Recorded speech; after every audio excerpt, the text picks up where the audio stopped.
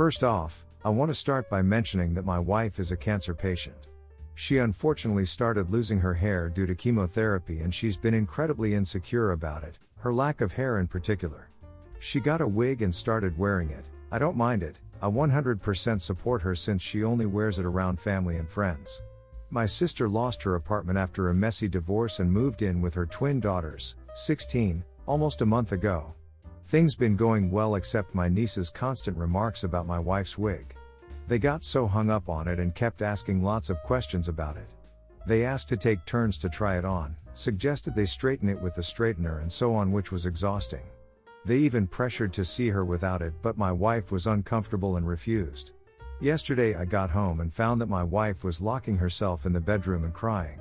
I asked what happened. She told me she woke up and didn't find her wig, then discovered my nieces took it and hid, then urged her to come out so they could see her without it.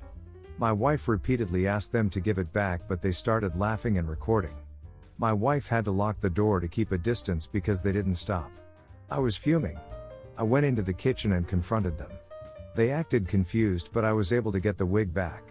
I lashed out telling them they humiliated my wife and embarrassed her by taking away her wig. They said it was just a light-hearted prank, which made me go off on them.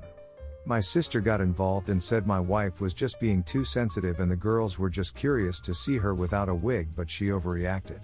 I told her daughters were recording her. She saw nothing wrong in it and said I overreacted as well.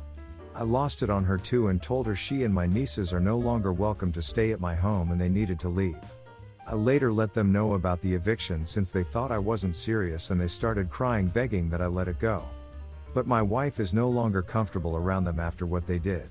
My sister called our elderly dad and he begged that I let them stay and insisted my nieces were just acting like typical teenagers. He offered to speak to my wife, but I declined. They've been begging that I change my mind, but I kept refusing. Am I the idiot? Not the idiot. I would say them being stupid is something that could be forgiven until their mom sided with them, and seemed to not care at all about your wife. Your sister obviously raised her kids to be brats, and she is such an idiot for saying you both overreacted. Hopefully one day your sister becomes a decent person, not much hope though. Maybe the teenagers will learn they still have a chance to be decent people. Not the idiot. Champion husband. Your nieces are straight up bullies who were filming her to obviously post it online. I get that your sister was defending her kids, but seriously? Calling a cancer patient too sensitive when her children are bullying her is an idiot move. Looks like other family members are going to have to house your sister and her kids until she sorts her crap out. Well done for standing up for your wife through this horrible time. You, sir, are awesome. Not the idiot. First off, that is awful of them to do. I can't imagine what your wife has had to go through losing her hair while battling cancer. It would make anyone feel insecure. Those girls clearly are very immature and have not been taught better. Hair or wig is a personal piece of oneself and should not be played around with. She repeatedly asked them to give it back and they refused. Not to mention their mother sees nothing wrong with it. I see future problems arising. Kick them out. Long story short, in my 20s I had a one-night stand with this guy Nathan, now 41, and got pregnant. I first thought of having an abortion, but Nathan had come from a conservative religious background, not Christian, and wanted the baby, so we made a deal. I would give birth to the child and sign away my parental rights. My name is not even in her birth certificate, it's a possibility in my country, and he would pay all the medical expenses plus some extra for my troubles. That's what we did and didn't keep contact after his daughter was born. A few weeks ago, a friend of mine who has the same religion as Nathan sent me a post from her temple's youth group. They were asking for donations for the homeless, and one of the girls from the picture looked a lot like me. I searched for her profile and found out that she had Nathan's surname and had the right age to be the baby I gave away. She's 17 now and seems to be doing fine. She is involved in charity work, apparently loves music and has lots of pictures with friends and family, Nathan, his wife and half-siblings. I never wanted nor want to be a mother, but I became curious to know more about this human I put in the world, so I texted Nathan's old phone number, which he has not changed, and asked if he would allow me to meet his daughter, since I gave birth to her and everything, and made my intentions clear. I do not want to interfere with his family, just to know her. He then wrote a long text which comes down to the fact that I am an idiot for wanting to know his daughter now after I abandoned her, and that this meeting would only mess up with her head. I told him I was telling him out of courtesy because soon the girl will be an adult and be able to choose herself if she wants to meet me. He then blocked me. Am I being the idiot here? I don't think there is any harm in meeting my daughter. She already has a great family and it would only be beneficial to her to know about her own history. But maybe I am not seeing the full picture. Edit. 1. I wasn't coerced into giving birth. Nathan and I reached an agreement in a situation that involved us both. I'll admit that I was young, didn't know what pregnancy was really like and needed the money, which I'm not proud of, but hey, y'all are gonna judge me anyway. 2. I didn't want to reach out to Nathan's daughter just because she looks like me. I only mentioned it because this is what made me realize that the girl on the picture was the child I gave birth to, but it blew out of proportion. 3. I don't know why some people assumed Nathan is Christian and why they were judging him for being religious. He is Jewish and I am agnostic myself, but don't think it's a problem for him to have a strong bond with his religion. The one-night stand happened when we were very young and I don't know what his views are about that, but it doesn't matter. His daughter apparently is very attached to their community and it's important to her. Also, I might have used the word temple wrong, but I'm not Jewish myself. 4. When I said I don't want to be a mother, I didn't mean I didn't want a relationship with Nathan's daughter. I am not her mother since I didn't raise and don't want to take this place from the person who truly did, his wife. I also chose not to have children of my own. Honestly, I think you are the idiot. You decided not to be in your child's life. It is not fair for you to now force yourself back into it because you want to. A more appropriate course of action would have been to reach out to provide current contact information and let him know that if she was ever interested in getting to know you, that's something you are open to. It should be her choice, not yours. Soft, you are the idiot. You signed away your parental rights. You didn't want this child. You don't get to change your mind 17 years later and decide you want to insert yourself into her life, any more than any other stranger off the street should get to insert themselves into her life. If she wants to meet you after she turns 18, then that's her decision. But you already made your decision, and that was to not have this child in your life. You are the idiot. Nathan has been the parent to his daughter for 17 plus years. He knows what is best for her. You signed away your rights, which means you're entitled to be curious but not entitled to interject yourself into Nathan and his family's lives. Your response when he said no only reinforces how right he was to say no. You are doing this for yourself, not because you have any genuine care or concern for the girl you gave birth to. Leave them alone. If she wants to find you, she will. Update. I came to a better understanding of what my role is in this situation and decided to reach out to his wife through social media to try to make amends. She was very understanding and explained to me that Nathan had a couple of tough years being a single dad before meeting her, and me coming back like that made it seem, like some of you pointed out, that I wanted to skip the hard parts and become a parent out of nowhere, which was never my intention. They told their daughter that her birth mother had to go back to her home country and couldn't take care of her, which was kind. The wife is going to talk to Nathan to leave the door open if their daughter wants to meet me when she's older, and I gave her all my contact information for when and if the time comes.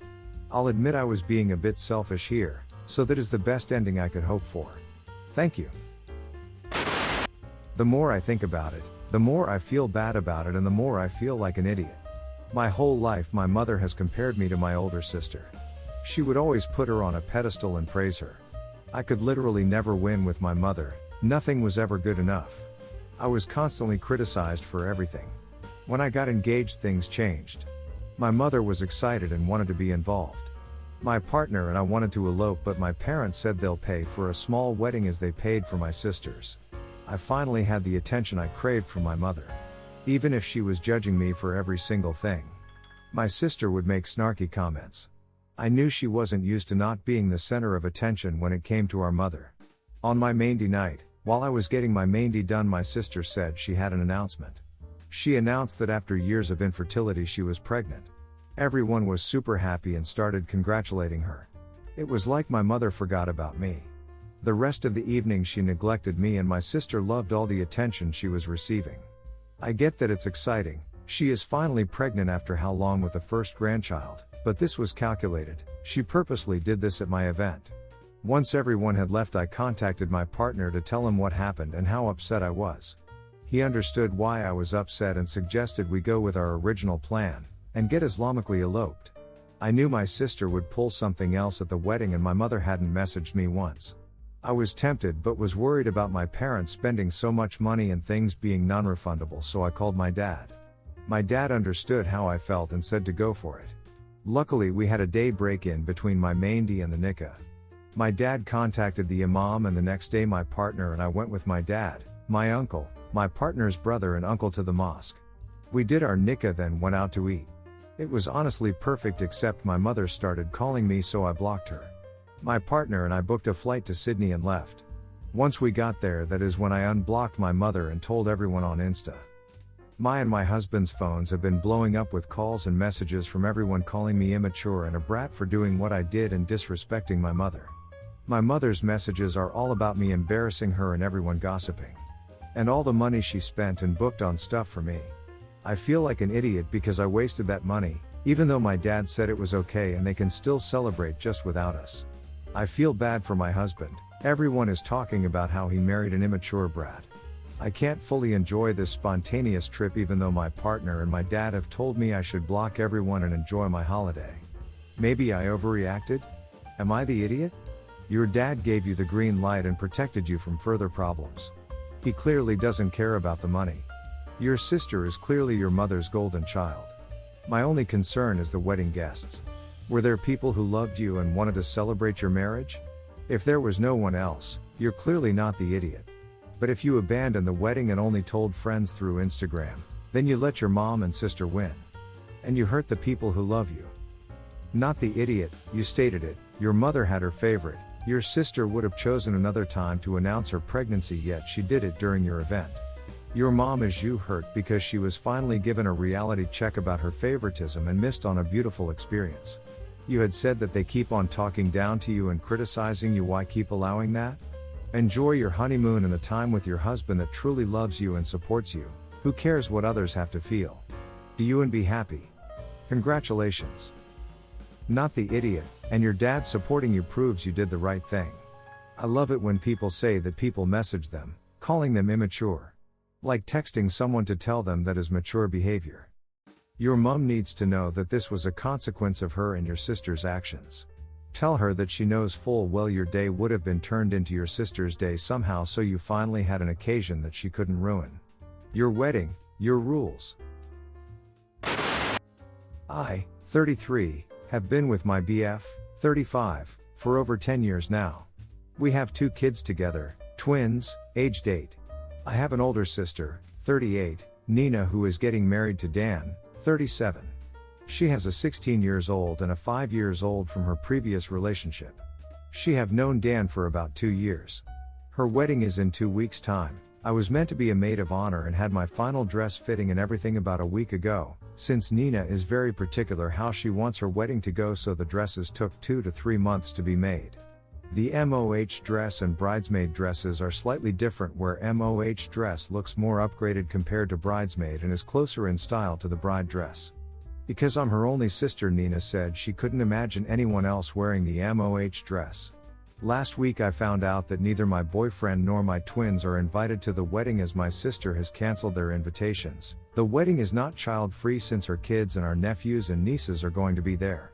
When I have asked her what is wrong, she said she doesn't feel comfortable having my BF at her wedding because we are still not married, and since the twins were born outside of marriage, they can't come in too.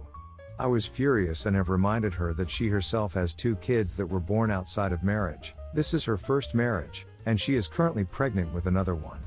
Nina said she understood her sins and is working to redeem them, but her word is final.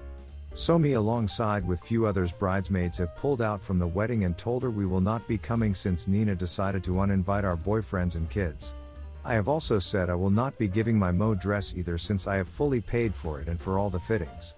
My sister called me an idiot and is asking our parents to do something, since she can't have another Mo and the dress will take too long to be made and everything is already fully paid. Am I the idiot? Not the idiot. I wouldn't be MOH. I wouldn't be a guest. I wouldn't even be attending any future event she throws. Not inviting your BF after 10 years is bad enough, but not inviting her own flesh and blood, Your twins, just because their parents aren't married, is so judgmental and hypocritical that I would refuse to have anything more to do with her unless she proves that she has redeemed herself. Not the idiot. Your sister knew you had your children and boyfriend before she even got to the end of the wedding, now they cannot come? It sounds like someone was in her ear and influencing her to make such a drastic and sudden change and uninvited your BF and kids. I don't blame you if you don't give the dress back either, especially if you paid for it. Your sister is the idiot in this situation and a hypocrite. This sounds like more than your sister making this decision. You say your BF and kids' invitations were cancelled, which implies they were invited at some point. Is sister's fiancé possibly religious and making a fuss? Or maybe the new in-laws and sister feels pressure to uphold those values? No matter why the invitations were rescinded, you're still not the idiot for refusing to perpetuate the idea that your relationship is less than anyone else's just because you're not married.